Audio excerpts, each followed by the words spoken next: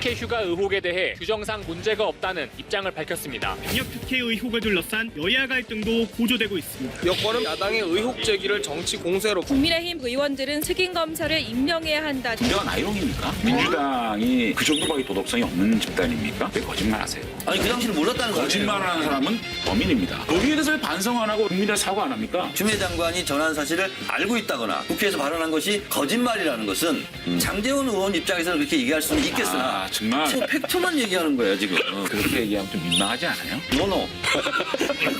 추미애 장관하고 통화를 해봤습니다. 그랬더니 이제 이름 오늘도 더불어민주당 정청래 의원 그리고 국민의힘 장제원 의원 함께 나오셨습니다. 어서 오십시오. 네, 안녕하십니까. 여론조사 전문가 이택수 리얼미터 대표와 함께하겠습니다. 어서 오십시오. 네, 안녕하세요. 어서 오십시오. 활동화에 처음 발걸음 해주신 것 같아요. 네, 그렇습니다. 네, 평소 즐겨보시나요? 아, 그럼요. 네네. 제가 두 의원님 네. 좋아하기 때문에. 두 분 중에 누가 좀 더 좋으세요? 아, 51대 49. 말씀드리는 순간 또 조사 기관의 신뢰도가 부족할 수 있고. 네, 50대 50. 네네. 똑같죠. 자, 오늘은 추미애 장관 아들 군 특혜 의혹 논란을 먼저 살펴보겠습니다. 보좌관이 전화를 한 사실은 맞습니까? 그런 사실이 있지 않고요.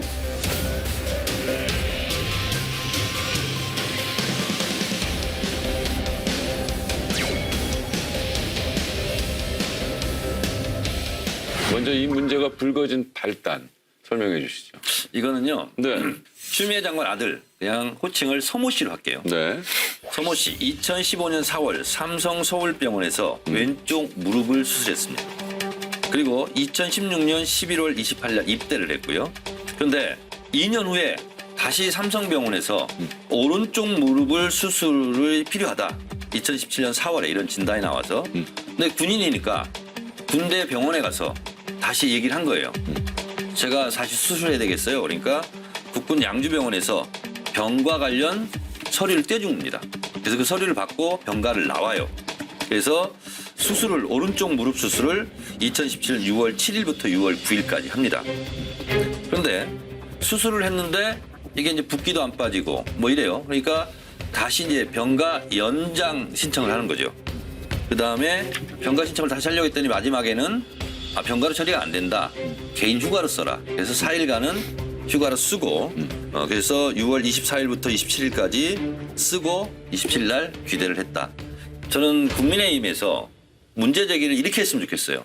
진짜 수술한 게 맞냐? 진짜 아팠던 게 맞냐? 그리고 진단서가 조작된 거 아니냐? 예를 들면 이런 거부터 문제를 삼으면 수술한 게 맞고 수술할 수밖에 없었고 진단서 발급했고 국군 양주병원에서 병가 서류를 떼어줬고 그래서 일단 그것이 클리어하게 좀 정리가 됐으면 좋겠어요. 근데 그런 것은 없이 누가 전화를 했냐 뭐 했냐 계속 이런 문제만 나오니까 국민들이 다 헷갈려하는 거예요. 제가 몇 가지만 여쭤볼게요. 이렇게 말씀을 할 텐데. 네. 첫째, 왜 거짓말하세요? 누가요? 추미애 장관이요. 거짓말한 예결위원회와 법사위원회에서 보좌관이 전화를 했다는 기사가 나왔어요. 그때 현안 질의 때 보좌관이 전화했습니까? 그때 뭐라 그랬습니까? 정확한 단어로 그런 지시를 할 일도 없고 그런 짓을 보좌관이 받을 일도 없다. 아주 정확한 단어로 안 그랬다고 그랬어요. 자, 그럼 보좌관에게 수사가 이렇게 이루어지지 않고 전화하라고 지시한 있다는- 것은 사실입니까? 지시했습니까? 장관님이 그 당시에. 보좌관이 뭐하러 그런 사적인 일에 지시를 받고 하겠습니까? 왜 거짓말합니까? 거짓말하는 거는요. 결국은 자기가 뭐가 좀 찝찝하니까 거짓말하는 거 아니겠습니까? 왜 거짓말했죠? 당당하면 이래서 이렇게 해서 전화를 했습니다라고 얘기하는 거 아닙니까? 두 번째, 지금 보좌관이 전화한 문제를 가지고 민원이냐 청탁이냐 이 문제에 대해서 논란이 있습니다. 그 기준을 딱 말씀드릴까요? 그 보좌관이라는 신분을 밝혔으면 청탁이고요. 밝히지 않았으면 민원입니다. 밝혔다는 거 아닙니까? 2017년 당시 추 장관 아들 서모 씨가 근무한 부대의 지원 장교와 휴가 승인권자였던 군 관계자와 통화한 내용을 공개했습니다. 공개된 녹음 파일에서 이들은 추 장관 보좌관으로부터 병가 연장이 가능한지를 묻는 전화를 받았다고 말했습니다. 왜 그걸 보좌관이 굳이 해야 되지? 생각되게 했었습니다. 보좌관 역할 자체는 국회의원의 업무를 보좌하는 건데 왜 집권 여당 대표의 보좌관이 자기의 신분을 밝히고 얘기를 한다? 그 얘기를 듣는 순간 그거는 청탁이죠. 세 번째, 집권한 지 한 달밖에 안 된 이 추미애 집권 여당의 대표가 직접 전화를 했다는 거 아닙니까? 휴가 특혜 의혹을 받는 추미애 법무부 장관의 아들 서모 씨와 관련해 국방부에서 작성한 문건입니다. 문건엔 부모님께서 민원을 넣으신 걸로 확인됐다고 적혀 있습니다. 추 장관 본인은 아들 휴가 문제에 관여한 바 없다고 했던 만큼 남편이 민원을 제기했을 가능성이 있습니다. 후보자는 관여한 바가 없다는 겁니까? 관여한 바가 없습니다. 자, 그건 청탁을 넘어서 압력이 되겠죠. 그래서 저는 이 문제 분명히 해명돼야 됩니다. 왜 거짓말을 했느냐? 보좌관이 왜 신분을 밝혔느냐? 추미애 장관이 당대표 시절에 직접 전화했느냐? 이게 민원실 기록인데요. 이걸 보고 지금 추미애 장관이 직접 전화를 했냐 안 했냐 네. 이렇게 지금 얘기 나오는데 제가 이건 취재를 해왔어요. 예. 물론 제 취재가 틀릴 수도 있다라는 걸 전제를 두고 말씀드립니다. 2차 때는 보좌관이 전화를 한 걸로 보여요. 그런데 이런 거죠. 병가를 나갔어요. 근데 병가를 연장해야 돼요. 예. 어딘가는 문의를 해야 되는 거예요.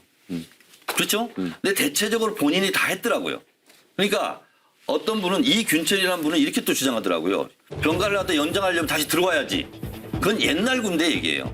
지금은요. 제가 이 국방부 이 규정, 훈시 규정, 훈령 이걸 다 갖고 왔는데요. 네.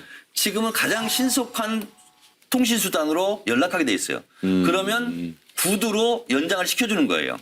자, 그런데 개인 병가가 안 된다. 이건 휴가를 써야 된다 할 때는 본인이 직접 전화를 한 것 같아요. 제 취재에 의하면. 근데 이거 누가 다시 연장하려고 하는 거야? 그랬더니 본인이 그냥 우리 부모님이 원해요. 우리 부모님 민원이에요. 이렇게 얘기를 한 것 같아요. 그래서 여기에 부모라는 말이 써 있는데 이 얘기 자체가 부모가 직접 전화했다는 게 아니고 이 서모 씨, 서모 일병이 우리 부모님이 그걸 원해요. 하는 식으로 민원을 했다는 얘기예요. 제가 취재한 바에 의하면. 그래서 이것도 사실을 전한 거 아니다? 아니다.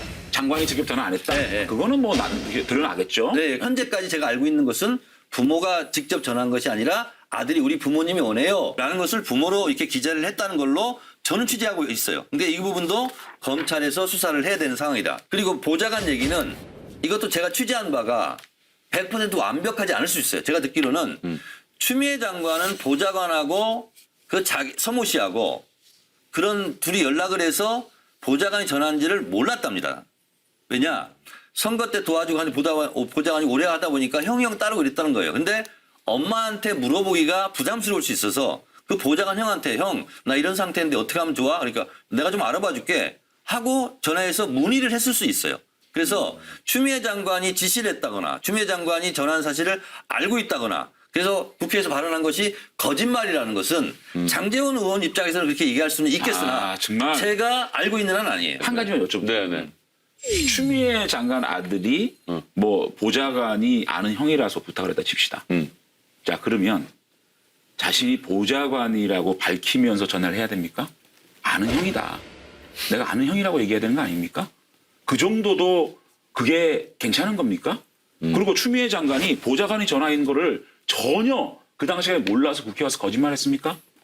자, 그럼 그건 뭐죠? 장제원한테 거기에 대해서 장제원한테 하나 왜 해명을 못합니까? 제가 하나 물어볼게요. 자, 보통 청탁이라 한다는 것은 뭔가 찝찝한 일을 해달라는 거 아니에요. 그러면 추미애 장관 정도 되면 국방부 장관한테 전화하죠. 우리 아들이 이렇게 있는데 이거 좀 민원 해결해 주십시오. 청탁하죠. 누가 민원실에 다 녹음되고 하는 걸 다 전화합니까? 이거는 오히려 갑질하지 않았다는 증거예요. 정말 납득이 안 되는 게 아니 그렇잖아요. 제 집권 여당 대표의 보좌관이 전화를 해서 나 보좌관입니다. 라고 얘기를 하면 절차를 물어볼 수 있잖아요. 근데 절차 물어보지 않고 그러면 장관한테 전화 걸어가지고 이 문제 해결해 주세요 합니까? 내가 아는 동생이 휴가 좀 연장하려고 그러는데 어떻게 해야 됩니까? 라고 물어봐야 정상 아닙니까? 제가 정말 그 보좌관이 자신의 신분을 안 밝히고 제 아는 동생이 그랬다. 그러면 저는 이 문제에 대해서 문제 삼지 않아도 된다고 생각합니다. 그리고 우리 국회에서 보좌관이 전화했습니까? 예, 제가 나중에 알아봤는데 이런 문제가 있어 이렇게 된 겁니다. 라고 얘기했으면 문제 삼지 않겠습니다. 정직성도 없었고요. 그다음에 이 공직자로서 하지 말아야 될 한 거 아니겠습니까? 거기에 대해서 왜 반성 안 하고 왜 국민들 사과 안 합니까? 그 왜 거짓말을 했죠? 아니 그 당시는 몰랐다는 거 아니에요? 거짓말하는 사람은 범인입니다. 국방부에서 얼마 발표했잖아요. 규정상 아무 문제 없다. 국방부는 규정상 부득이한 사유가 있는 경우 전화 등으로 휴가 연장 조치가 가능하다며 서 씨가 구두로 휴가 연장을 승인받고 나중에 진단서를 제출한 것도 규정상 문제가 없다고 밝혔습니다. 추 장관 부부가 국방부 민원실에 병가 연장을 할 수 있는 방법을 문의했다는 문건에 대해선 국방부에서 내부 논의를 위해 작성한 자료라고 인정했습니다. 국방부에서 규정 위반이 아니다. 전화도 가능하다. 요양심 필요 없다. 왜 외부 민간병원에서 입원한 게 아니니까 해당 사항이 없다. 라고 국방부에서 발표하니까 이제 뭐라고 지금 공격하냐면 규정 위반은 아니고 합법적이다 할지라도 태도가 문제야. 이렇게 전화할 수 있어? 이런 걸로 가는 거예요. 그러면 법 위반, 규정 위반이라고 주장했던 부분에 대해서는 사과해야죠. 자, 국방부 발표 네. 그게 클리어됐다고 생각하지만 네. 저는 국방부가 참 어떻게 보면 어쩔 줄 몰라가지고 검찰의 수사 떠넘기한 거라 생각이 듭니다. 자, 딱 세 가지만 제가 먼저 얘기할게요. 휴가 연장 절차가 규정상 문제가 없다면 왜 증빙 서류가 없습니까? 주한 미 육군 규정 600-2 4-4 휴가 외출 및 공휴일 규정에 따르면 청원 휴가 시 필요로 하는 구비 서류를 소속된 한국 육군 인사과에 제출해야 된다. 휴가는 인사명령이고 국방부 인사정보 체계에 기록이 남아있어야 정상인데 증빙 서류가 없습니다. 연대 통합 행정 업무 시스템에는 휴가 기록만 있고요. 국방인사정보 체계에는 존재가 아예 없습니다. 두 시스템의 기록이 모두 없습니다. 왜 기록이 없을까요? 이 규정상 문제가 없는데요. 두 번째, 전화 연장이 적법하다라고 얘기했습니다. 그런데 진단서는 왜 2017년도에 파기됐을까요? 육군 규정 160 환자 관리 및 처리 규정 제20조에 따르면 민간 의료기관 진료 내용 자료 유지를 위해 소속 부대는 당사자에게 입원 기간이 명시된 입원 확인서, 진료비 계산서를 제출토록 해 비치 대장을 작성하고 5년간 보관해야 된다. 그런데 이 해당 진단서는 2010년 6월 21일 제출됐는데 군에서 2017년도에 폐기됐습니다. 5년간 보관해야 될 이 진단서가 당해년도에 폐기됐습니다. 합니다. 이거 믿을 수 있을까요? 이 미스테리 해결해야 되지 않겠습니까? 그다음에 추 장관 부부가 추 장관이 직접 안 했다 그러니까 일단 부부라고 민원 그 대장에는 적혀 있으니까 민원실 통해 직접 전화를 했나 굉장히 중요합니다. 이 민원실 통화 기록과 녹음은 3년이 보관 의무가 돼 있습니다. 파기했다고요? 파기했으면 이 파기 대장을 밝혀야 됩니다. 국방부의 해답은요 정말 수사기관에 이거 어떻게 해야 되냐 쩔쩔매다가 수사기관이 미룬 게 불가하다. 이게 클리어되지 않은 절대 클리어될 수 있는 해답이 아니다. 저는 분명히 말씀드리고 싶습니다. 자, 서류는요. 이 서모 씨가 진단서라든가 서류 같은 경우는 다 보냈다는 거예요. 보내고 답도 받았다고. 제가 취재한 바에 의하면. 네. 그리고 서류가 왜 보관돼 있지 않냐? 단순 오류? 카투사의 규정에 의하면 어느 규칙보다도 카투사에 관한 한국 요원들, 지원 나갔던 사람들 우선으로 적용한다 이렇게 돼 있어요. 거기 보면 1년간 보관한다 이렇게 돼 있어요. 근데 이걸 가지고 육군본부께 맞냐 카투사께 맞냐. 근데 카투사에 대한 따로 규정은 1년간 보관한다라고 돼 있어요. 그래서 보관하지 않았다면 만약에 그것이 문제라면 그것은 추미애 장관이 책임질 일이 아니고 부대가 책임질 일이다라는 거예요. 추미애 장관 가지고 왜 기록을 보관하지 않느냐. 국방부에서 하는 것을 주한미군 이사단에서 하는 일을 추미애 장관 보고 책임지라고 하는 것은 문제가 있잖아요. 저는 그 규정에 의해서 1년간 기록이 보관되고 그다음에 폐기된 걸로 알고 있고요. 전형적인 꼬리 자르기. 아니 이게 너무너무 이상한 의혹이 있는데 그건 국방부에서 물어봐라. 이렇게 얘기하고 있는 거예요. 아니 기록을 보관하는 건 국방부잖아요. 카투사. 추미애 장관 아들 병가수를 냈다는 2017년도 카투사에만 제로명이에요. 아니 이게 지금 너무 이상한 문제를 국방부에 다 모든 책임을 물어야 됩니까? 아니 기록을 보관하는 것은 추미애 장관 집이에요? 아니 국방부잖아요. 아니 그런데 그 문제는 국방부가 책임질 그게 추미애 장관이 따지냐고. 그렇지 않죠. 국방부한테 뭐라고 하세요? 그렇지 않죠. 너무너무 심각한 의혹이 있는 거죠. 국방부 장관 비서실에서 이 내용을 여러 가지 알고 있었는데 이 문제를 알고 있는 겁니다. 그럼 추미애 그런데 장관의 이상하게 지시에 따라서 기록을 폐기했다는 거예요? 너무너무 합리적인 의심이죠. 추미애 장관 아들 서모 씨의 자대 배치 의혹은 추 장관 가족과 개별 면담을 통해 청탁이 이뤄졌다는 취지의 육성이 공개되면서 커졌습니다. 제가 직접 추미애 남편 그 서교수하고 추미애 시어머니를 앉혀놓고서 청탁하지 말라고 결국 40분을 했으니까.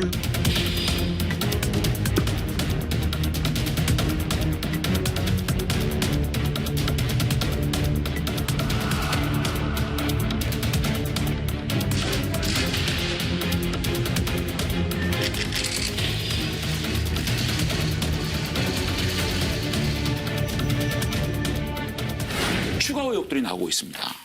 자대배지 부탁 있지 않습니까? 의정부에서 용산으로 해달라. 추미애 아들 부대 책임자 이철원 전 대령이 자기의 실명을 걸고 공개 입장문을 발표했습니다. 서 씨가 미 신병교육대에서 교육을 받을 당시에 참모 중 한 명이 모처에 서 씨의 용산 배치 여부를 물었는데 안 된다고 했다는 보고를 받았다. 공개 입장문을 했습니다. 또 통역병 문제는 SNS에서 그 추미애 장관 아들과 그 동료들 사이에 페이스북 메신저로 이 서로 간에 이 문자가 드러난 거예요. 아니 애초에 용산 보내줬어 라고 적었어요. 그 동료 병사가 군 간부들이 너의 편을 많이 봐준다. 실제로 얘기해 서 씨가 대뜸 용산 얘기를 꺼냈다는 거예요. 자, 그 다음에 같은 날 오후 1시 43분에 아무리 생각해도 평창을 내가 갔어야 됐는데 땡땡땡땡만 물 빨았다. 이게 무슨 말이냐면 그 평창에 간 통역병으로 간 친구를 조금 험담하는 과정에서 이런 얘기가 나왔어요. 그러니까 이게 너무너무 명백하게 그 스스로 내가 용산으로 갔어야 됐고 또 통역병으로 갔어야 됐다. 이런 얘기가 쫙 나옵니다.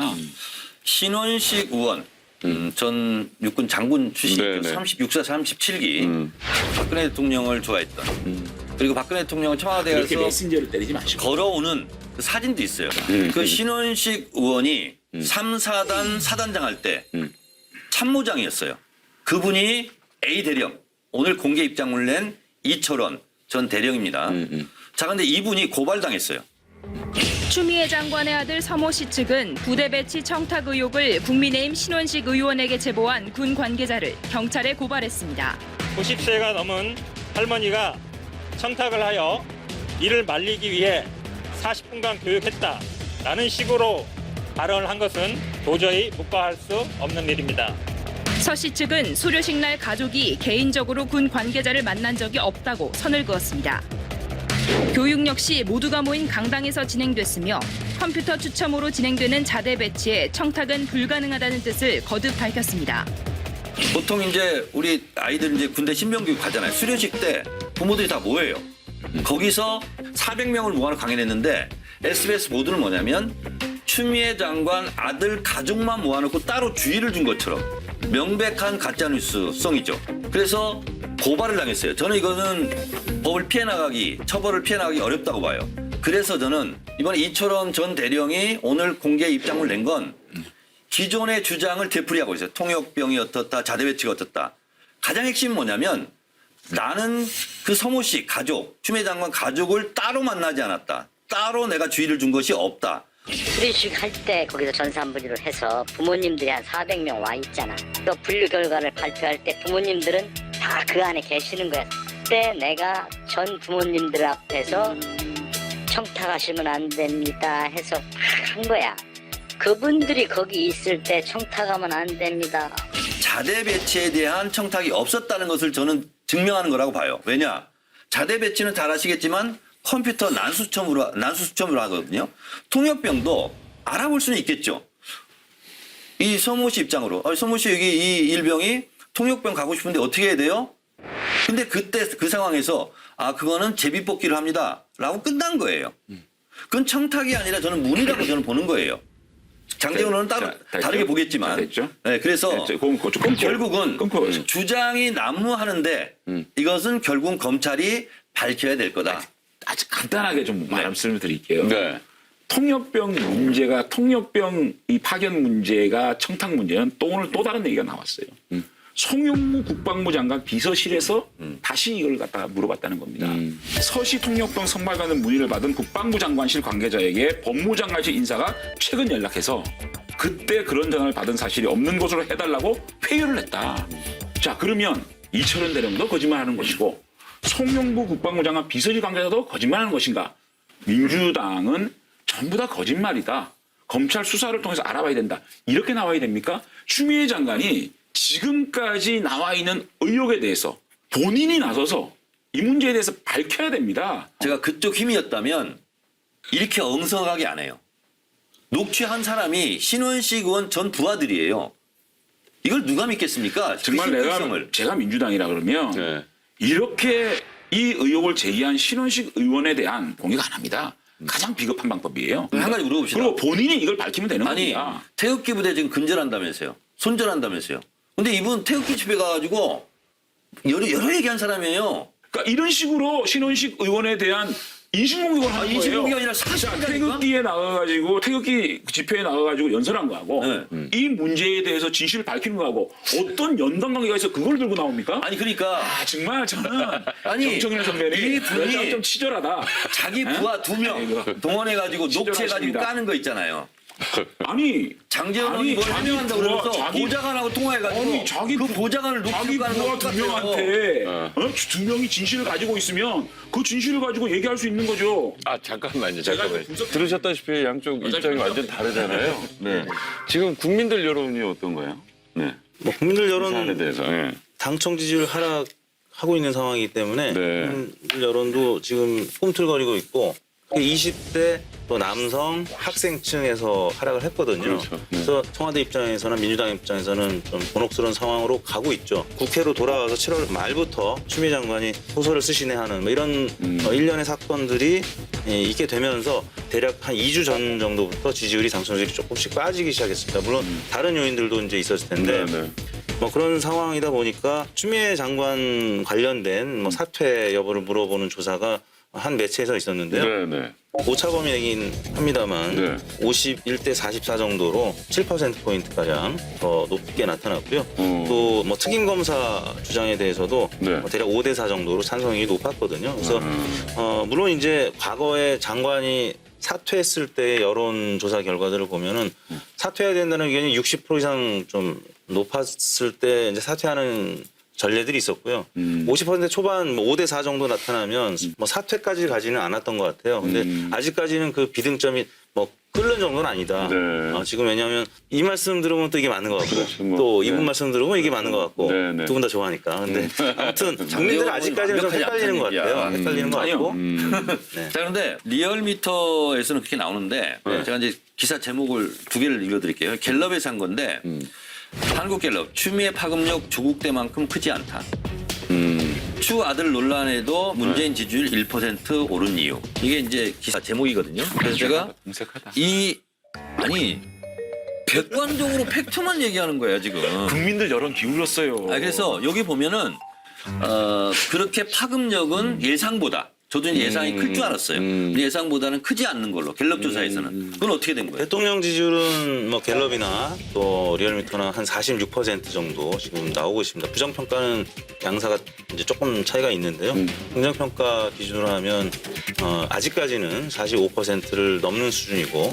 근데 이제 문제는 뭐냐면 대통령 지지율이 만약에 41%라는 지난 대선 때 득표율 이하로 떨어질 경우에는 조국 전 장관처럼 추미애 장관이 버티기가 어렵다는 거죠. 그래서 이제 관건은 대통령 지지율이 46% 정도를 지금 유지하고 있는데 41% 이하로 떨어지느냐 마느냐. 왜냐하면 조국 전 장관 같은 경우도 사퇴했을 때가 정확하게 41% 지지율 리얼미터 기준하면 네. 41% 지지율 도달하니까 본인이 사퇴를 했거든요. 왜냐하면 본인 때문에 대통령 통치 행위가 레임덕이 오면 안 되니까 아마 추미애 장관도 향후에 대통령 지지율이 가장 큰 이제 분수령이 될 것 같고 결정할 수 있는 어떤 요인이 될 것 같고 그래서 대통령 지지율 여부에 따라서 이 논란도 뭐 수그러들지 아니면 장기화될지 여부가 결정이 될 것 같습니다. 네. 이제 주장 대 주장을 했는데 이 상황을 그럼 어떻게 분석해야 되고 어떻게 전망해야 될까 그 부분을 제가 말씀드리면 경로 의존성이라는 말이 있어요. 그러니까 국민의힘에서는 조국 장관 때처럼 되기를 원하겠죠. 그리고 계속 언론과 연대해서 계속 부풀리게 하고 침수봉대하고 없는 사실도 있는 것처럼 있는 사실도 없는 것처럼 이렇게 계속 하겠죠. 그리고 제2의 조국 프레임으로 가고 싶겠죠.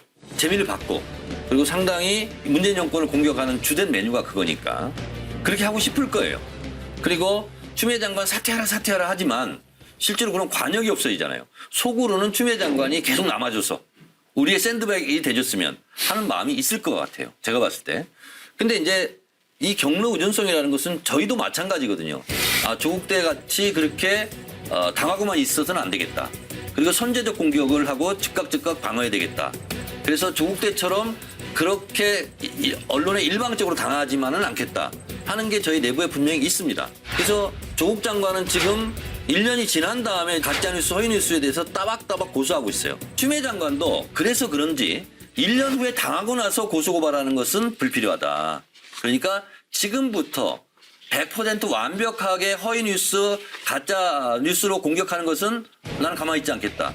그래서 SBS와 그 이모 대령 고발하니까 뜨거해서 사실은 오해 소지가 있습니다. SBS 보도 나간 것은 사실은 그게 아닙니다라고 본인이 해명하려고 사실 공개 입장을 냈다. 저는 이렇게 봐요. 저는 추미애 장관이 진실성이 결여됐기 때문에 이 문제가 굉장히 크게 불거지고 있다라고 생각을 해요.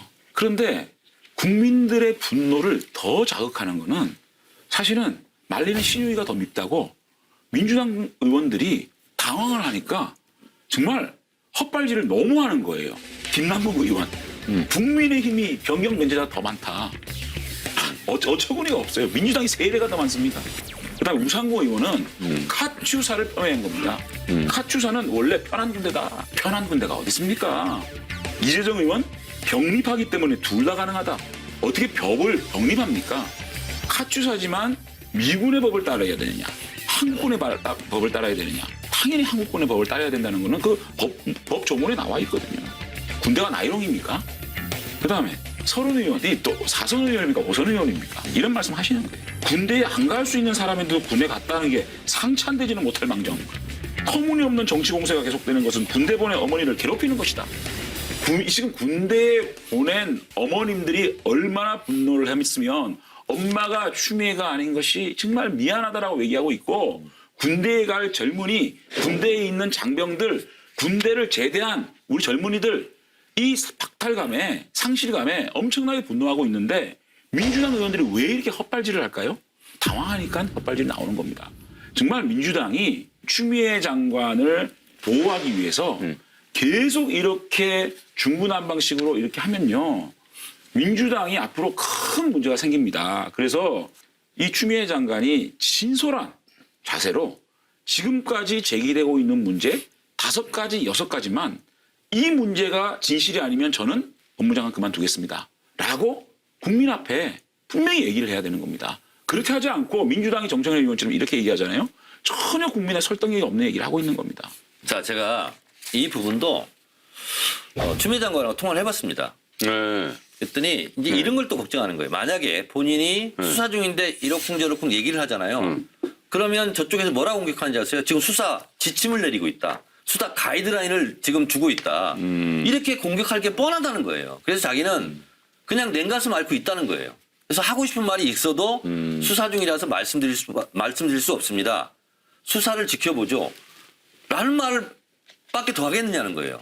그러니까 본인도 지금 굉장히 이러지도 못하고 저러지도 못하고.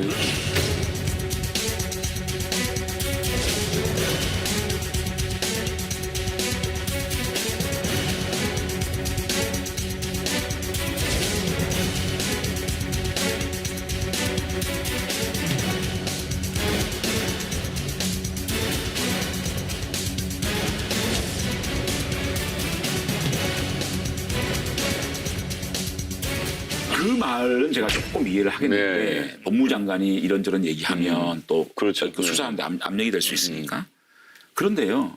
본인이 그렇다면 특검을 자청하세요. 지금 우리는 동부지검의 이 수사 라인을 보면 이 수사가 어떻게 결론이 나든 믿지 못하겠다는 겁니다. 갑자기 추미애 장관 아들 수사 이후에 동부지검장들이 승진을 막 하기 시작합니다. 고기영 지검장 차관으로 갔습니다. 조남관 후임 지검장 법무부 검찰국장으로 갔다가 이번에 대검 차장으로 승진해 갔죠. 김관정 지검장은요. 이 사건을 지휘했던 대검의 형사부장입니다. 이분이 누구냐? 한동훈 수사심의위원회 당시에 윤석열 패싱을 하면서 윤석열 청장과 대립방을 지은 대표적인 추미애 라인입니다. 그다음에 실질적으로 동부지검에서 이 사건을 지휘할 이 대검 형사부장이 누가 갔느냐? 남부인치당 출신인데 추미애 장관 청문회를 총괄하는 검사였습니다. 그래서 추미애 장관에게 이 아들 문제가 나왔을 때 전혀 그렇지 않다라고 답변을 쓴 분이에요. 이 장관의 청문회 때 같이 했던 분은요, 측근이 되는 겁니다. 이분이 지금 대검의 실질적인 형사부장으로서 지휘를 하게 돼 있고요. 그다음에 실무 수사 라인업 형사 1부장 이성윤 중앙지검장의 전주고등학교 후배입니다. 그다음에 참고인 진술을 누락한 분이 중앙지검의 부부장으로 영전됐다가 이분이 영전되자마자 김관정 지검장의 요청으로 다시 동부지검에서 수사권을 파견이 돼 있습니다. 아니 승진시켜주고 다시 파견받았다? 이 사람이 실질적인 수사를 한다? 이게 공정이고 이게 정의입니까? 수사를 실제로 문개인 지휘자는 승진으로 보상을 하고 신규 수사 지휘부는 추미애 라인이고 수사 실무진들은 승진 후에 재파견 받고 이런 지휘부와 실질적인 수사를 하고 있는 이분들이 전부 다 이렇게 라인업이 돼 있는데 동부지검의 수사 결과가 어떻게 나온들 저희가 어떻게 믿겠습니까? 그러면 추미애 장관에게 제가 요구를 합니다. 이 자신이 이 문제에 대해서 진실을 밝히기에는 동부지검의 사실상의 수사의 가이드라인으로 국민들이 생각할 수 있다라는 의심이 들면 자신이 오히려 특검을 요구해서 아주 객관적인 특검이 이 문제를 수사를 하면 저희들도 할 말 없는 거죠. 그렇게 하는 것이 이 문제를 해결할 수 있는 가장 좋은 방법이다. 이렇게 말씀드립니다. 이택수 대표님, 장재원 의원님 말 들으니까 또 그럴싸하죠. 네, 그렇습니다. 네, 그럴싸할 거예요. 자, 그런데 또 제 말 들으면 어떨지 모르겠어요. 특임 검사는 보통 검찰의 비위에 대해서 따로 임명해서 하는 검사예요. 해당 사항이 안 되는 거예요. 특별검사 말씀드렸어요. 아니, 특임 검사 제가 얘기하는 거예요. 그리고 특별검사는 국회에서 입법 사항이에요. 국회에서 이걸 해결해야 되는 부분이에요. 예, 그래서 그 부분은 국회로 이제 공이 넘어가는 거고 추미애 장관하고 본인이 하고 싶다고 되는 게 아니에요. 추미애 장관이 원하는 아무 거죠. 상관이 없어요. 추미애 장관이 원하더라도 저희가 안 받을 수도 있는 거잖아요. 왜 안 받습니까 민주당에서? 자, 캥기니까 안 받지. 추미애 장관 입장에서 제가 말씀드리면 이 수사는 저는 빨리 하면 할수록 추미애 장관한테 유리한 거다. 오히려 지금 몇 달 동안 지금 사실상 뭉개가 있는 거예요. 자, 추미애 법무장관은 언제부터 검찰이 입법했다고 추미애 장관 편이라고 봐줍니까? 오히려 저는 7, 8개월 동안 이렇게 수사를 안 하고 뭉개임으로써 오히려 야당과 보수 언론의 공격에 빌미를 줬다. 저는 이렇게 생각해요. 이거요. 제가 봤을 때는 한두 달이면 금방 수사 끝날 수 있는 거예요. 그럼에도 불구하고 계속 안 하고 있는 거예요. 저는 오히려 법무부 장관을 골탕 먹이는 일이다. 이렇게 생각을 합니다. 검찰이요. 누가 장관이 바뀌었다고 팍 줄 서고 뭐 이렇게 따라다니고 그런 검찰입니까? 대한민국 검찰이?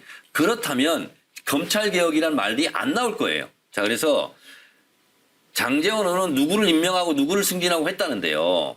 만약에 추미애 측근 위주로 추미애 수사를 봐주게 하는 검사를 어디 장소에 갔다? 대한민국 검찰이 가만히 있을 사람들 같아요? 벌써 연판장 돌리고 기사 내고 했을 거예요. 최근 한 10년 동안 제 기억으로는 검찰 인사 중에서 가장 조용해요, 지금. 제가 말씀드릴게요. 그리고 옷 벗은 검사도 제일 적습니다. 제가 말씀드릴게요.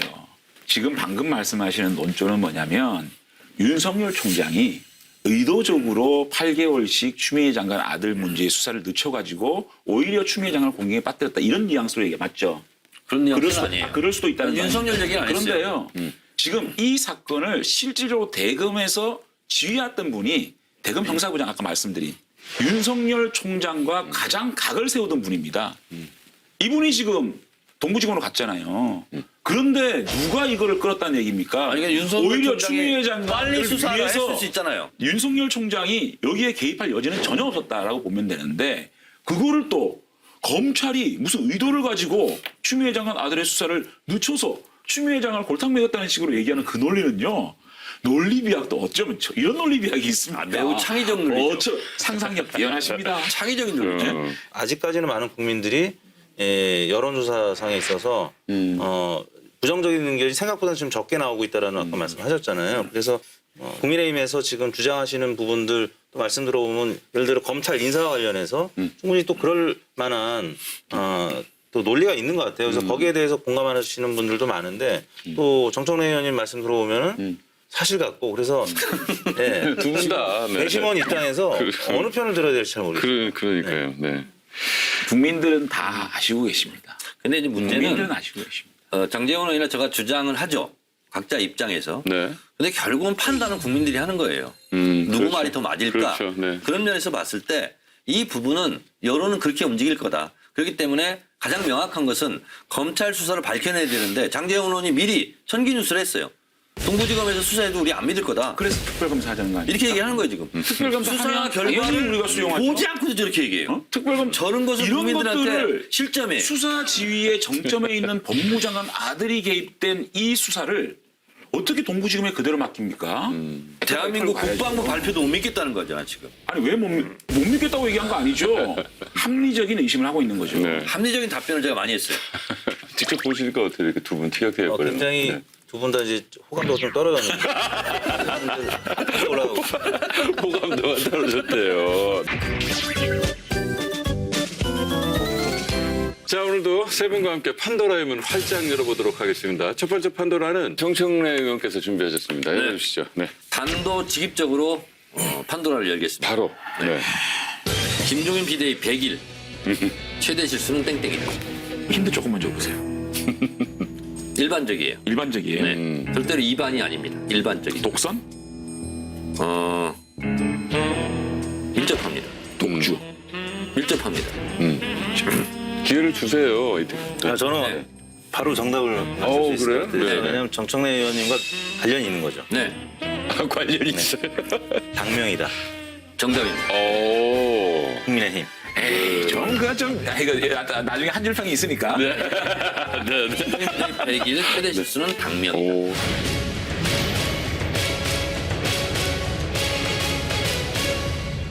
통합당의 새로운 당명인 국민의힘이 전국위원회 투표를 통과해 최종 확정됐습니다. 당명 개정은 국민 신뢰를 되찾고 당의 집권 역량을 강화하는 데 큰 기둥으로 세워질 것입니다.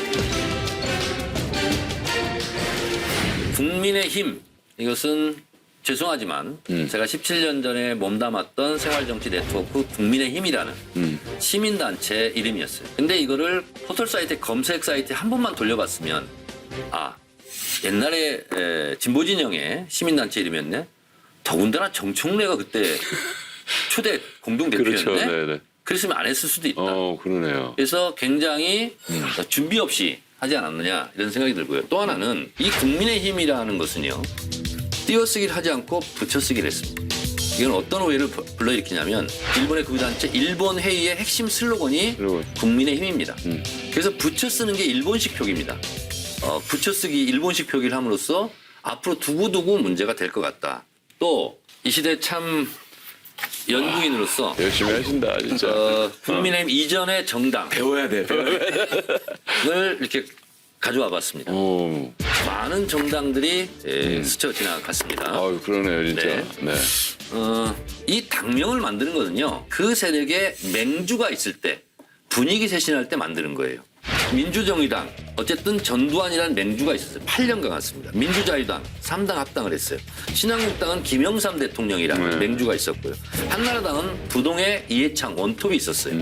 새누리당은 박근혜가 한 거예요. 그리고 자유한국당은 보수의 대몰락이 있고 어쩔 수 없이 한 거예요. 미래통합당은 어쨌든 총선용으로 한 거고요. 근데 국민의힘으로 거의 주도해서 만든 것이 저는 김종인 비대위원장이라고 그러는데 본인이 주인이다. 라는 선언이라고 생각해요. 그런 거에 있기 때문에 김종인이 물러나면 이 이름은 바뀔 수밖에 없다. 그래서 이것도 길게 가지 못하는 이름이 될 수밖에 없고 또 하나는 어차피 사람들은 국민의힘당 이렇게 부를 거예요. 아니면 줄여서 뭐 국힘당이든 국당 이렇게 부를 거예요. 근데 당 이름을 쓰지 않은 것은 굉장히 패착이라고 생각해요. 당명이 바뀌면 한 1, 2주 정도는 여론조사 기관들이 설명을 해줘요. 미래통합당에서 당명이 바뀐 국민의힘. 이런 식으로 설명을 해주기 때문에 지지율이 오르거나 좀 횡보를 합니다. 왜냐하면 다른 정당에 비해 설명을 좀 더 해주니까. 근데 한 2주 정도 지나면 설명을 안 하거든요. 그럼 국민의힘이라고만 불러줘야 됩니다. 그러면 국민의당이랑 헷갈릴 수밖에 없고 그러면 한 2주 후부터는 좀 당명 효과가 좀 떨어질 거예요. 그런 차원에서는 고려를 해서 이제 보셔야 될 것 같고요. 두 번째는 당이라는 이름이 처음으로 안 들어간 겁니다. 그 전에는 계속 미래통합당, 뭐 자유한국당, 한나라당, 다신한국당 다 당이라는 이름이 들어갔었어요. 근데 최근에 시대전환이라는 그 의석 한 석짜리 정당이 있고 또 기본소득당이라고 한 석짜리 정당이 있어서 저희가 이제 포함을 시켜서 여론조사 하다 보니까 시대전환은 불리합니다. 왜냐하면 당자가 안 들어가니까 이게 시대전환이 당인지 아닌지 모르는 분들이 계시거든요.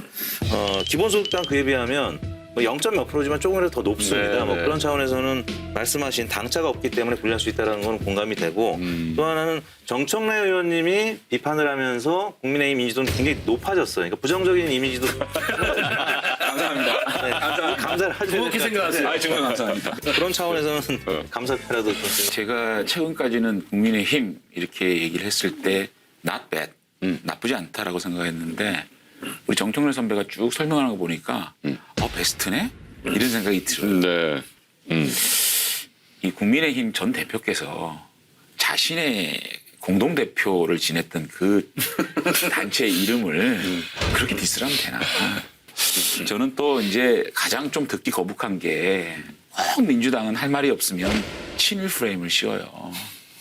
그렇게 좀 안 했으면 좋겠고요. 제가 우리 정청래 의원께서 이제 우리 당명에 네. 대한 여러 가지 비판을 해줬었는데 저는 그 당명보다 당명을 바꾸고 정강 정책을 바꾸는 그 과정이 좀 문제가 있지 않았느냐. 그 지점에서 김종인 비대위원장의 독선. 제가 김종인 비대위원장의 100일을 평가하면서 변화를 위한 노력 속에 한계가 있었다라고 평가를 했거든요. 그 한계 중에 하나가 독선이었거든요. 사실 이번에 의원총회가 비대면으로 이 유튜브에서 방송을 하면서 댓글로 이렇게 많은 의견들을 나누는 그런 방식으로 이게 했는데 정말 생각보다 정말 많은 의원들이 당명의 호불호를 떠나서 이것을 바꾸는 데 있어서 이 민주적 절차의 정당성 이걸 굉장히 강하게 비판을 했고 또 제가 복당을 그렇게 얘기하는 거는 네. 밖에 있는 이 중진 사실은 이분들이 지도자급이거든요. 그래서 저는 오히려 당에 안정이 되고 나면 들어와서 하겠다라는 것보다는 일단 들어와서 아니 국회의원 3, 4명 들어와서 당의 안정이 깨질 정도로 우리 당이 허약합니까? 근데 이 밖에서 이 불안한 세력이 되어 있는 거거든요. 그다음에 지금 국민의당의 안철수 대표 이분도 중도 진영에서 영향이 분명히 있는 부분이거든요.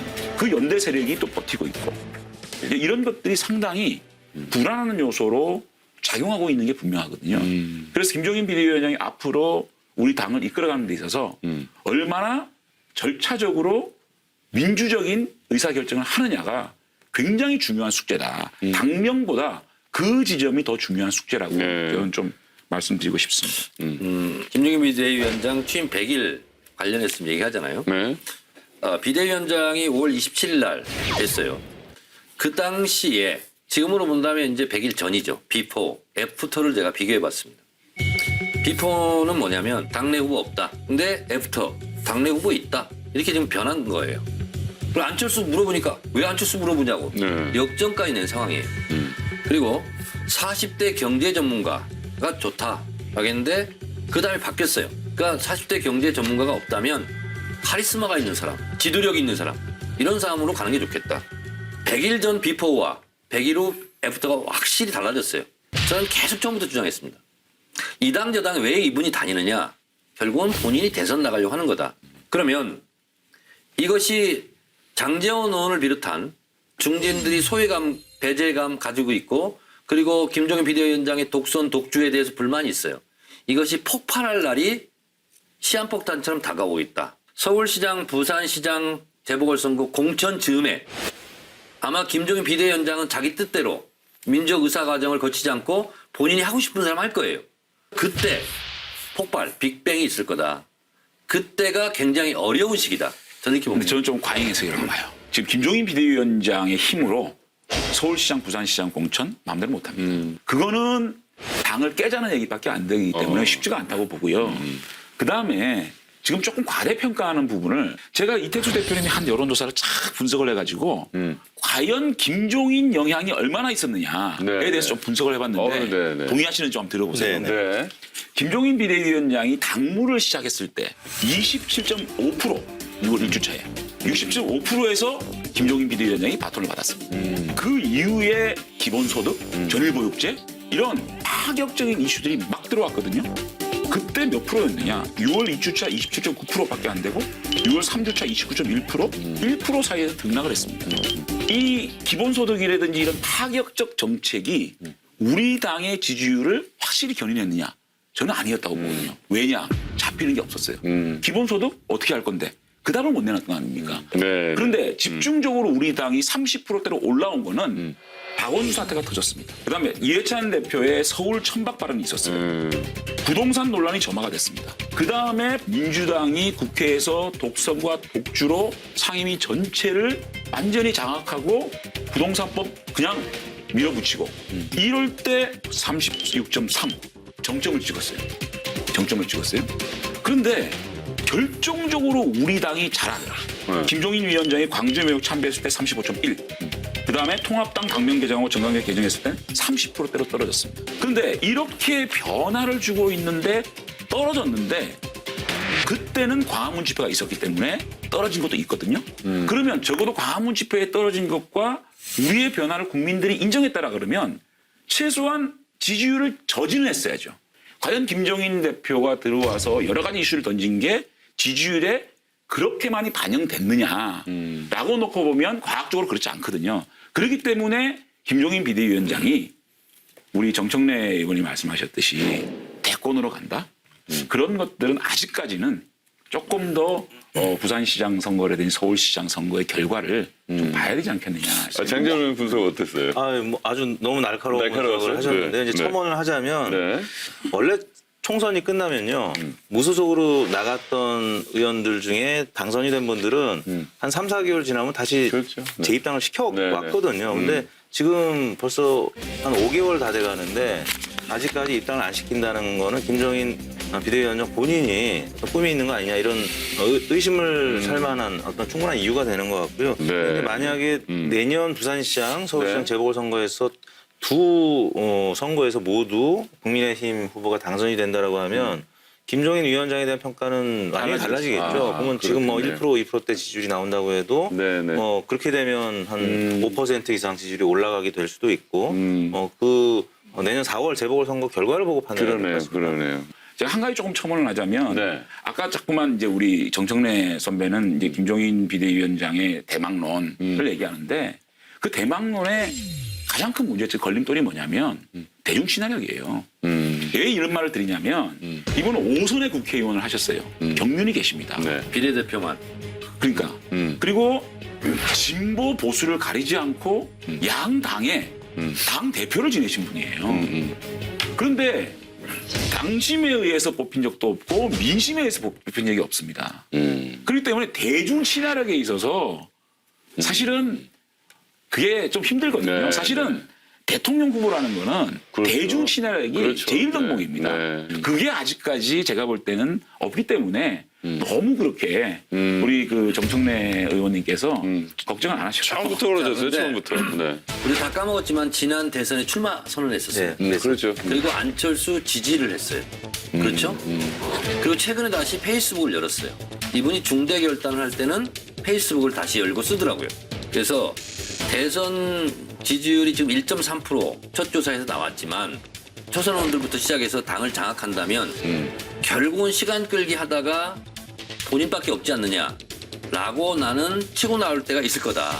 그때 국민의힘은 대혼란기를 겪을 거다라고 생각하는데 서울시장, 부산시장을 본인이 원하는 대로 룰이라든가 그리고 실제로 노출시키는 거라든가 본인의 의도대로 본인 말 잘 듣는 김종인 키즈를 영입을 하든 당내에서 뭐 키우든 그렇게 하면서 교묘하게 경선을 하면서도 본인 페이스로 가려고 한다는 것을 눈치 빠른 장제원 의원은 눈치를 챌 거예요. 그 순간 국민의힘은 대혼란에 빠질 수 있겠다. 룰은 비대위원장이 건드릴 수 있죠. 네. 어떤 룰이 만들어지느냐는 비대위원장이 할 수 있는 일입니다. 그것까지 뭐 그렇죠. 네. 뭐라 그래서는 안 되는 거거든요. 그러니까 본인이 하지 말아야 될 일이 전략 공천이죠. 그건 그렇게 해서는 안 되고 다만 본인이 뜻을 품고 뭔가를 하고 싶으면 그 어떠한 룰에서도 뚫고 가야죠. 제가 이제 꼭 좀 이 얘기는 하고 싶은 게 당명 얘기가 나왔으니까 국민의힘이라는 이름이 당명이 좋고 나쁘고를 떠나서 이제는 정말 좀 안 바꿨으면 좋겠다. 정말 100년 정당이 좀 됐으면 좋겠다. 국민의힘 힘 계속 쓰면 좋은 거예요. 정말로 우리 당이 반드시 지켜야 되지만 당론으로 정하는 그런 식으로 민주정당화시키고 이념적 스펙트럼이 넓고 시스템 공천 만들고 당론을 최소화시키면 이 국민의힘 이름이 좋고 나쁘고를 떠나서 100년 간다. 정말 이런 당 만들고 싶다. 꼭 이 얘기 좀 하고 싶어요. 네. 마무리하겠습니다. 정청래 의원께서 열어주신 판도라. 김종인 비대위 100일 최대 실수는 당명이다. 한 줄 평 부탁드립니다. 대세에 지장 없는 판도라였다. 네. 정 의원님 덕분에 당명의 가치가 올라가고 있다. 네. 네, 다음 판도라는 장재원 의원께서 준비하셨습니다. 열어주시죠. 예, 네. 제 예상대로 이낙연 의원께서 민주당의 대표가 되셨습니다. 근데 이제 우리 이낙연 대표는 7개월 정도를 하면서 대선 징검다리 대표지 않습니까?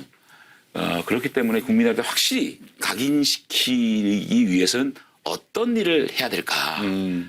라고 생각해서 판도를 만들어봤습니다. 네.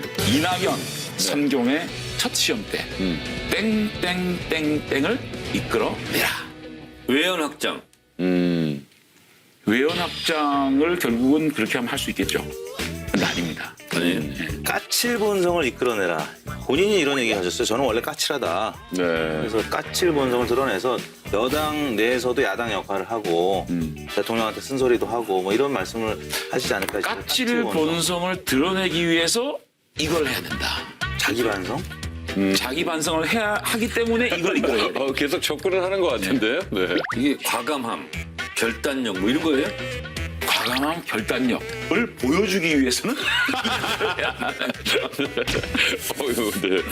오늘 좀 난이도가 있나 봐요. 네. 네, 어려운. 정답을 밝혀주시죠, 그럼. 밝힐까요? 네. 인적 쇄신. 네.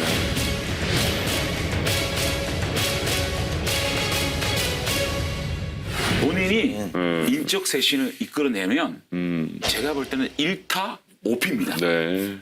청와대 비서실장 그리고 무능으로 대표되는 이 부동산 정책의 실패로 대표되는 김현미 장관, 그동안 참 국회에서 독선적인 모습을 보이던 추미애 장관, 이 세 분에 대한 인적 쇄신을 이끌어내면 좋겠는데 이게 좀 부담스럽다면 추미애 장관이라도 좀 대통령께 그 요구를 해서 인적 쇄신을 이끌어내면 첫째는 야당의 공세에 밀려서 이렇게 인적 쇄신하는 것보다 이낙연 대표의 이런 그런 제안을 수용하는 입장으로 가면 이낙연 대표도 자신의 공으로 만들 수 있고 또 문재인 대통령도 새로운 라인업으로 국정을 좀 이끌어갈 수 있게 좀 길을 터주는 대통령을 손해보는 게 아니다.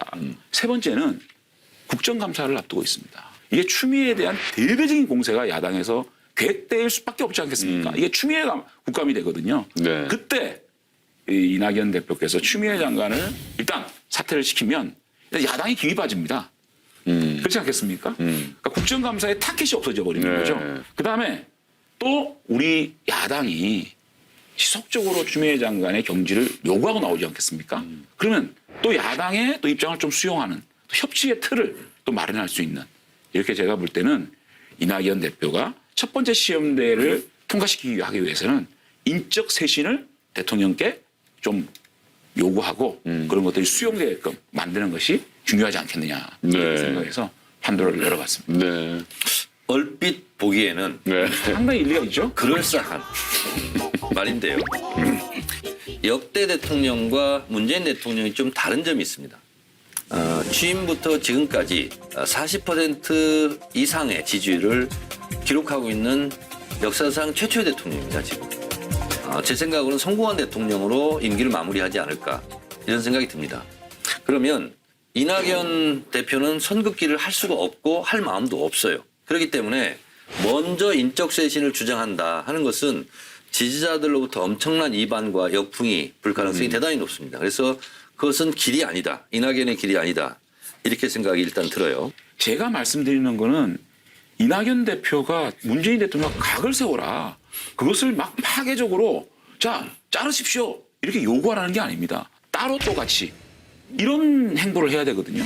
그러면 저는 문재인 대통령과 독대를 통해서 그것을 제시를 하고 대통령이 이낙연 대표를 존중을 하는 입장에서 전격적으로 수용했다라는 그런 뒷얘기는 식으로 이낙연 대표의 내면적 강인함 이런 것들을 국민에 보여줄 수 있는 좋은 기회가 아닌가 이렇게 생각하는데 그걸 마치 무자르듯이 문재인과 각을 세우고 야당과 각을 세우고 그래서 코와 지지층을 확실히 이낙연 대표 쪽으로 가져오겠다 이렇게 생각하는 건 조금 우리 정청래 의원님께서 조금 너무 분명한 좀 것은 편협적으로 보는 거 아닌가 이런 저가 생각하는데. 오늘 각은 분명히 서는 것 같아요. 네. 늘 서왔습니다. 뭐 관련 여론조사 중에 짚어볼 만한 게 있을까요? 임기 말이 되면 지지율은 떨어질 수밖에 없거든요. 다만 문재인 대통령까지는 정치적인 유산이 있는 분이셨어요. 그래서 박근혜 대통령 같은 경우도 박정희 대통령의 정치적 유산을 갖고 고정지지층이 있었고 문재인 대통령은 노무현 대통령의 정치적인 유산을 갖고 대통령이 됐습니다. 그런데 이낙연 대표는 사실 그런 정치적인 유산이 명확하게 없기 때문에 과거 총리들처럼 이게 그냥 바람이 확 불면 그냥 무너질 수 있는 그 모래성 같은 그런 징크스가 있을 수도 있죠. 그래서 네. 문재인 대통령과 당장 각을 세우지 못하는데 집권 4년 차 후반 5년 차가 되면 각을 세울 수밖에 없는 상황이 될 거고요. 그런 차원에서는 이낙연 대표가 목소리를 내년 초반이나 후반부터 내겠죠. 그리고 이제 조국 전 장관이 자진해서 물러난 것처럼 만약에 대통령실이 좀 낮아지고 계속 이게 정부에 부담이 된다라고 하면 아마 추미애 장관 본인이 물러날 가능성이 높고요. 이낙연 대표가 물러나게 하는 그런 대통령한테 각을 세우면서 쓴소리를 하는 그럴 가능성은 커 보이진 않습니다. 네. 마무리하겠습니다. 장재원 의원께서 열어주신 판도라. 이낙연 성공의 첫 시험대 인적 쇄신을 이끌어내라. 한 줄 평 부탁드립니다. 그것은 길이 아닌 것 같다. 단기적으로는 어렵겠지만 네. 장기적으로는 그 길로 가야 이낙연 대표도 길이 보일 것이다. 자, 오늘도 코로나19에 대한 얘기 나눠보기로 하겠습니다. 가천대 길병원 감염내과 엄중식 교수 나와주셨습니다. 반갑습니다. 네, 안녕하십니까. 네, 어서 오십시오. 국내 코로나19 확진자 수는 100명대를 유지하며 이른바 긴 꼬리 형태 발병 상황이 장기화할 것이란 분석입니다.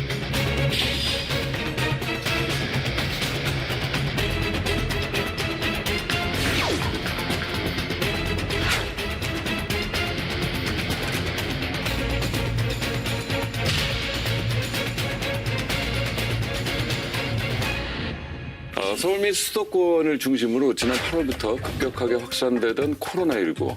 최근 1일 감염자 수가 100명대로 진입을 했는데요. 일단은 급한 불은 껐다고 봐도 될까요? 네, 일단은 8월 30일부터 강화된 거리두기 2단계를 적용하면서 300~400명씩 확진자가 매일 나오던 거에 기세는 꺾었습니다. 그런데 문제는 완벽한 3단계가 아닌 상태에서 절충안적인 그런 방법이 적용이 되다 보니까 이제 100명 이상의 환자가 계속 나오는 상황은 우리가 이 사회적 거리두기의 단계를 구분하는 기준에 의하면 3단계에 해당이 됩니다. 그러니까 이 앞으로 어떻게 될지 굉장히 주의 깊게 봐야 되겠지만 지금의 방법으로는 100명 미만으로 낮추는 것 자체가 좀 쉽지 않지 않나 하는 그런 우려들이 여기저기서 나오고 있습니다. 아니 그 강화된 거리두기 시행 이후에 사람들이 바깥은 괜찮다 이러면서 산으로 모인다고 하는데 그거 정말 안전한 걸까요? 한 산악회 카페에는 주말 산행 신청자들이 몰렸습니다. 공개된 배정 좌석표에는 20명이 넘는 사람들이 한 버스를 타고 이동하는 걸로 돼 있는데 집단 모임 자제를 당부한 방역당국의 권고와는 거리가 있습니다. 이처럼 일부 느슨한 부분도 엿보이지만 대체로는 주말을 맞은 시민들이 긴장감을 늦추지 않는 모습입니다. 근데 야외가 이제 그 자연환기가 되고 바이러스의 어떤 그런 그 밀도나 이런 것들이 낮게 유지되기 때문에 전파력이 떨어지는 건 사실입니다. 네. 그렇지만 이미 외국의 논문이나 이런 데서도 어떤 카니발이라든지 스포츠 경기 이런 과정에서 감염된 사례가 있고 네. 또 우리도 지금 8.15 집회와 관련된 그 개방된 공간이었음에도 불구하고 상당히 많은 확진자가 나왔습니다. 그런 걸 보면은 아무리 야외라고 하더라도 사람이 많이 몰리고 그 과정에서 밀접한 접촉의 강도가 높아지게 되면 바이러스에 의한 전파는 언제든지 일어날 수 있다. 이런 경각심을 좀 가지셔야 될 것 같습니다. 네. 장소가 감염을 일으키는 게 아니잖아요. 전염을 일으키는 게 아니라 그렇죠. 사람이 사람한테 전염을 일으키는 거기 때문에 그 넓은 장소에 정말 많은 사람들이 모여 있으면 야외라고 해서 안전하냐 그런 게 아니죠. 그러니까 사람을 조심해야 되는 그래서 어떤 교수님께서 이렇게 말씀하시더라고요. 예전에는 뭉치면 살고 흩어지면 죽는다 그랬는데 뭉치면 죽고 흩어지면 산다. 그러네요. 네. 그래서 지금 흩어져야 되는 그런 시기 같아요. 근데 국민들이 얼마나 답답하면 하겠네. 한강보수문제 나오고 산에라도 좀 올라가서 그렇죠. 네. 좀 숨을 쉬고 싶어하는 그 마음 우리가 참 안타깝거든요. 근데 이제 어쨌든 우리가 빨리 이것을 종식시키기 위해서는 조금 더 인내하는 그런 게 필요하지 않나 싶은데 사실은 그런 것들을 보면 참 안타까워요. 네, 그렇죠. 네. 오죽 답답하면. 네, 사실. 네, 그러니까 사실 저희가 이제 꽤 많은 전문가들, 뭐 저도 그런 그 전문가 중에 하나였는데 아예 초기부터 3단계를 얘기하는 부분이 많습니다. 왜냐하면 이 코로나19를 전파를 차단하는 데 있어서는 어떤 특정한 지역을 차단한다고 해서 되는 게 아니라 사실은 전체의 지역을 한꺼번에 차단을 하지 않으면 계속해서 풍선 효과 같은 그런 현상이 생기거든요. 그래서 네. 3단계로 아예 처음부터 가서 짧고 굵게 방역을 하고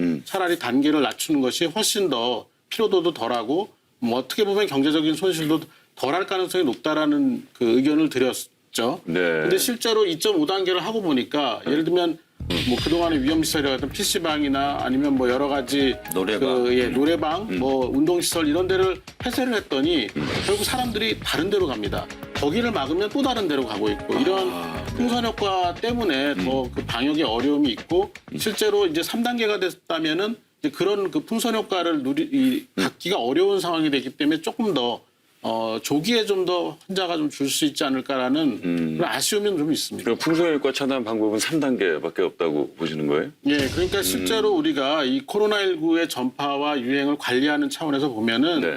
충분한 시간이 이제 2주 이상이 지났는데도 불구하고 우리가 원하는 만큼 지금 환자가 안 줄고 있거든요. 그러니까 이런 부분에 대해서는 우리가 좀 복기를 해봐야 되는 것 같습니다. 복기를 해서 이게 어떤 점이 문제였는지를 좀 충분히 생각을 하고 이걸 어떻게 보완할지에 대해서 조금 더 심도 있는 논의를 해볼 필요가 있다고 생각을 합니다.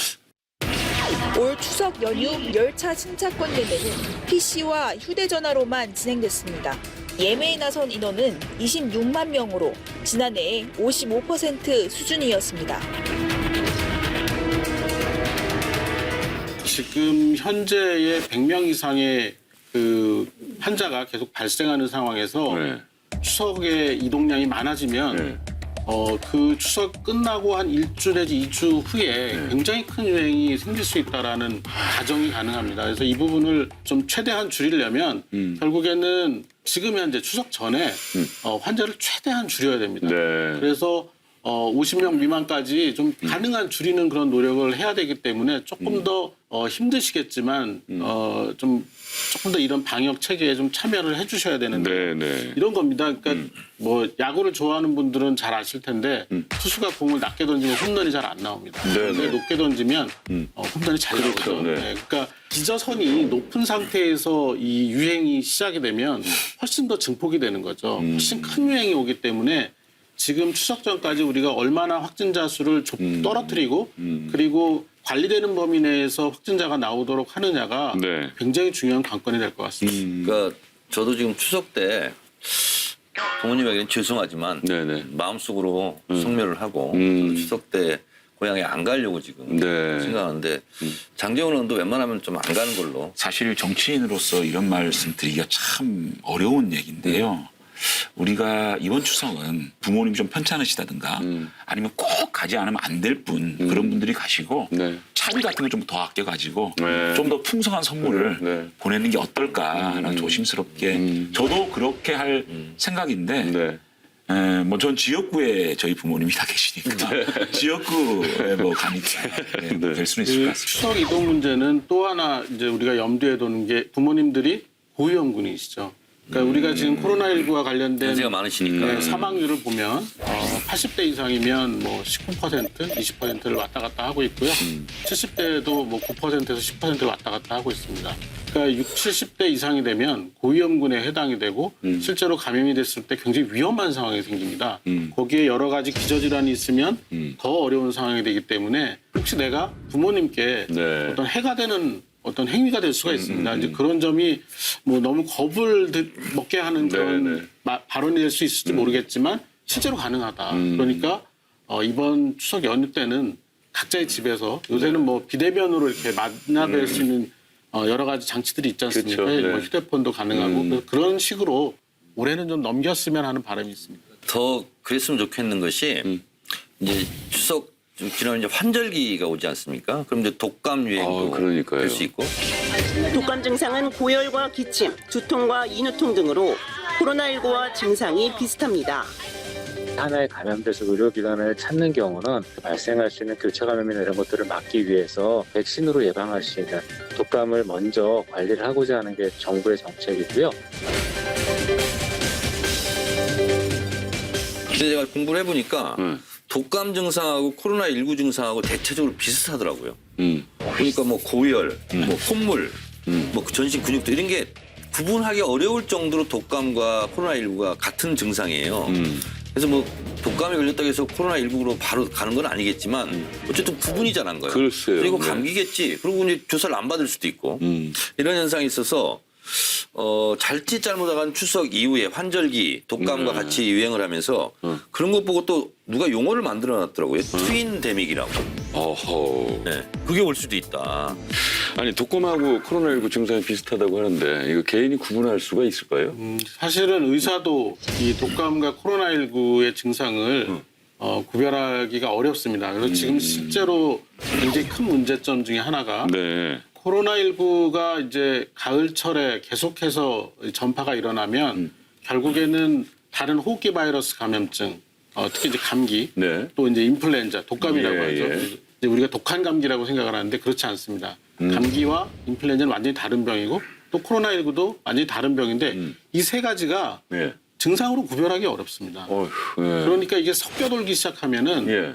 인플루엔자 치료를 할 수도 없고 코로나 치료를 할 수도 없는 그런 상황이 생길 수가 있고 또 개인 의원이나 이런 데서는 환자를 받을 수가 없습니다. 왜냐하면 인플루엔자라고 생각하고 또 감기라고 생각하고 환자를 받고 검사를 했는데 나중에 코로나19가 나오면 병원을 폐쇄해야 됩니다. 그렇죠, 그렇죠. 의사도 또 감염될 네, 수도 맞습니다. 있고. 경우에 따라서는 뭐 마스크 착용이나 이런 게 제대로 안 되면 감염이 될 수가 있고 뭐 여러 가지 복잡한 상황이 생기기 때문에 지금 가장 중요한 것 중에 하나가 인플루엔자의 유행을 얼마나 줄이느냐 네. 이것도 굉장히 중요한 내용이 되고 있습니다. 다행이라고 할 수 있는 점은 남반구의 그 인플루엔자 유행상을 보니까 코로나19가 유행을 남반구도 심하게 했기 때문에 남반구에서 마스크 착용이나 이런 것들을 열심히 하면서 올해 남반구에서의 그 인플루엔자 유행은 굉장히 낮았습니다. 유행이라고 하지 않을 정도로 굉장히 낮았는데 우리가 그것만 믿을 수는 없습니다. 그렇죠. 그러니까 네. 코로나19가 지속이 되면서 지금 집중력이나 어떤 참여율, 마스크 착용률이 떨어진다는 말씀을 드렸는데 이제 그런 상황이 생기면 인플루엔자도 여지없이 유행을 하기 때문에